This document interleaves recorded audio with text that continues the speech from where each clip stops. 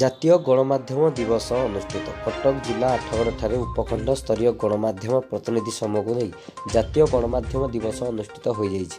ଏହି ଅବସରରେ ମୁଖ୍ୟ ଅତିଥି ଭାବେ ରାଷ୍ଟ୍ରୀୟ ସମ୍ପାଦକ ତଥା ଲୋକସେବକ ମଣ୍ଡଳ ଶ୍ରୀଯୁକ୍ତ ନିରଞ୍ଜନ ରଥ, ସମ୍ମାନିତ ଅତିଥି ଆଠଗଡ଼ ଉପଜିଲ୍ଲାପାଳ ଅମୀୟ କୁମାର ସାହୁ, ଓଟିଭି ଆଙ୍କର ଅପୂର୍ବ ପଣ୍ଡା ପ୍ରଭୃତି ଉପସ୍ଥିତ ରହି ପ୍ରଦୀପ ପ୍ରଜ୍ୱଳନ କରି ଆନୁଷ୍ଠାନିକ ଭାବେ ଶୁଭାରମ୍ଭ କରିଥିଲେ। ଏହି ଅବସରରେ ସମାଜରେ ଗଣମାଧ୍ୟମର ଭୂମିକା ଉପରେ ଆଲୋକପାତ କରାଯାଇଥିଲା। ବଡ଼ମ୍ବା, ନରସିଂହପୁର ଓ ଆଠଗଡ଼ରୁ ସମସ୍ତ ପ୍ରିଣ୍ଟ ମିଡ଼ିଆ ଓ ଇଲେକ୍ଟ୍ରୋନିକ୍ ମିଡ଼ିଆର ଗଣମାଧ୍ୟମ ପ୍ରତିନିଧି ଉପସ୍ଥିତ ଥିଲେ। ଏହି ଅବସରରେ କିଛି ଗଣମାଧ୍ୟମ ପ୍ରତିନିଧିଙ୍କୁ ସମ୍ବର୍ଦ୍ଧିତ ମଧ୍ୟ କରାଯାଇଥିଲା।